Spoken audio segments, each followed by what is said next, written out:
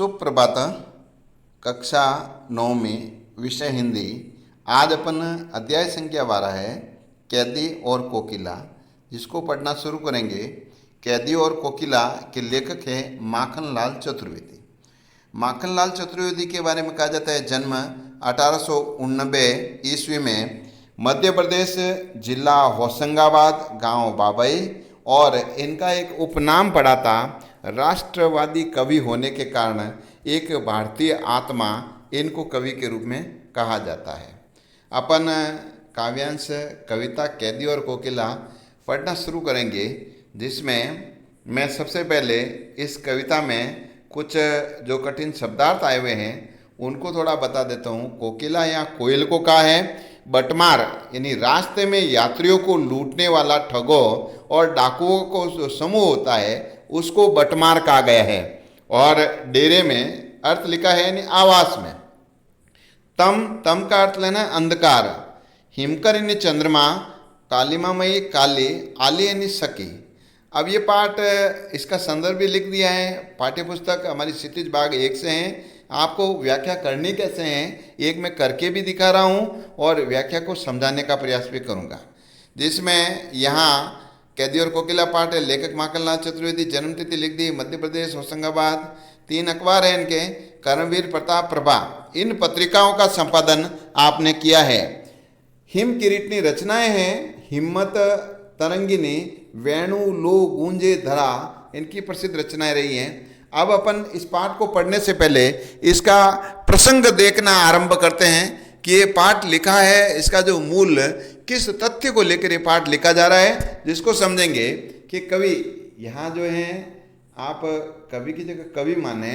कवि माखनलाल के अनुसार ब्रिटानी उपनिवेशवाद के शोषण तंत्र का यहाँ बारीकी से विश्लेषण हुआ है। और कैदी और कोकिला कविता में, जिसमें कवि एक जेल में एकांकी और उदासी का जो जीवन जी रहा है उनका वर्णन किया है, और कोकिल से अपने मन का दुख जो है और असंतोष इस ब्रिटेनी शासन के प्रति, कि ब्रिटेन के लोग जो हैं भारत पर कितना अत्याचार अन्याय कर रहे थे, उसी के ऊपर आक्रोश व्यक्त करते हुए ये कविता लिखी गई है। और ये समय कवि देशवासियों को और कोयल को संबंधित करके हुए कहता है कि ये मधुर गीत गाने का नहीं बल्कि मुक्ति का गीत सुनाने का समय है। और कवि को लगता है कि कोयल भी पूरे देश को एक कारागृह के रूप में देखने लगी है, इसलिए वह अर्धरात्रि में ही चीख उठती है और अपनी कविता को गाने लग जाती है, जिसको अपन पढ़ना शुरू करेंगे या देखना शुरू करेंगे।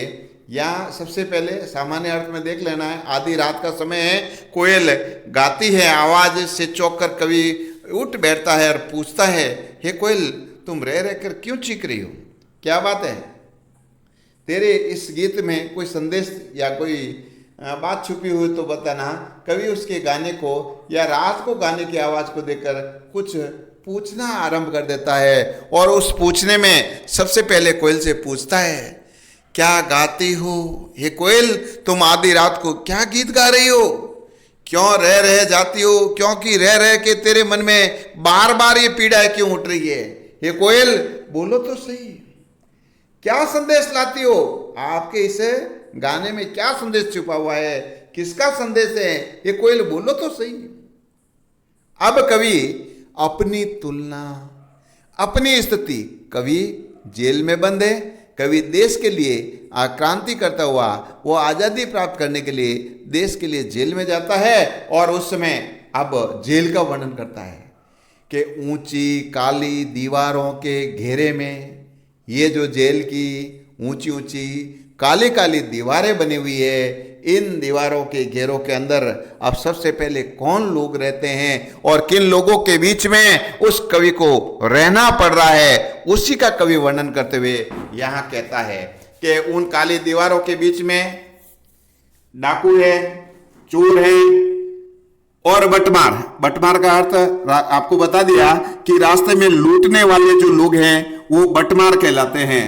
तो कवि यहाँ कहता है कि ऐसे लोगों के बीच में मुझे रहना पड़ता है, और यहाँ अंग्रेज सरकार हमारे साथ में इतनी ज्यादती कर रही है, इतना अत्याचार अन्याय कर देती है कि जीने को देते नहीं पेट भर खाना, अरे हम जीवित रह जाए इसके लिए पेट भर खाना भी हमें नसीब नहीं होता है, वो इतना भोजन भी नहीं देते हैं। अर्थात कवि कहता है जेलों में भूखे मरना पड़ रहा है और मरने भी देते नहीं। कवि कहते हैं कि हम मर भी नहीं सके, वो थोड़ा सा भोजन भूखे मर के तड़प तड़प कर रह जाना पड़ रहा है कवि जीवन पर अब दिन रात। और इनके बावजूद हमारी गतिविधि पर नजर रखने के लिए चारों तरफ कड़ा पहरा बिठा रखा है। और कवि कहता है कि ये ऐसा अंग्रेजों का जो शासन है, ये शासन है या तम का प्रभाव। घनघोर तम या अंधेरे का प्रतीक है, अत्याचार अन्याय का प्रतीक है। कवि कहता है कि यह अंधकार का प्रतीक है, शासन का प्रतीक है। हिम कर निराश कर चला रात भी काली। और ऐसे घनघोर अंधेरे में कवि को आशा थी कि चांदनी रात, चंद्रमा की चांदनी रात आएगी। या हिमकर का मतलब चंद्रमा लेना है। हिमकर का अर्थ क्या लेंगे आप? चंद्रमा। चंद्रमा आया, वो भी निराश करके चला गया। अर्थात उस समय जो रात्रि थी वो अमावस्या की रात्रि थी, उसका भी प्रकाश नहीं होता है। और इस समय काली माँ मई ऐसी घनघोर काली रात्रि में जगी क्यों है आली, या आली का अर्थ लेना है, हे सखी ऐसी घनघोर रात्रि में तू क्यों जागृत हुई है, तू क्यों रो रही है, तू क्या कहना चाहती है।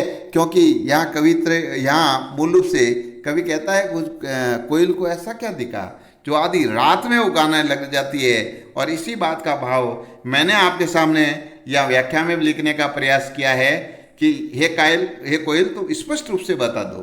कवि कहता है कि मैं जिस स्थान पर रहता हूँ, कैद जहाँ पर हूँ, वह स्थान मनुष्य के जीने का लायक नहीं है। चारों ओर दीवारें बड़ी भयानक काली और ऊंची है। चोर डाकू और लूटपाट पर निवास करने वाले लोगों से ये भरी हुई है। स्थिति तो यह है कि जीने के लिए भी भोजन तक नहीं मिलता, और भरपेट तो दूर की बात है, पर्याप्त तो भोजन का अभाव भी है। और मन और शरीर से कवि कहता है हम तड़प कर रह जाता है। अंग्रेज की सिपाही जो है हमें मरने भी नहीं देते, ठीक ढंग से जीने भी नहीं देते हैं। चारों ओर कड़ा पहरा है, निगरानी के लिए सिपाही बैठा रखे हैं। और कभी प्रश्न करता है अंग्रेजों का अंधकार में ये शासन है, वास्तव में गहरी काली अंधेरी रात है। रात की इस सीमा तक में काली है और प्रकाश है। यह आशा रूपी चंद्रमा भी उसके आगे परास्त दिखाई देता है, वो भी निराशा का संदेश दे रहा है। और उसका जो प्रकाश भी है क्षीण प्रतीत होता है। इसलिए कवि कोयल से कहता है, हे सखी इस भयानक अंधेरी रात में तू क्यों जाग रही हो? क्या तुम मुझसे कुछ कहना चाहती हो? कोई बात हो मन में तो बताओ।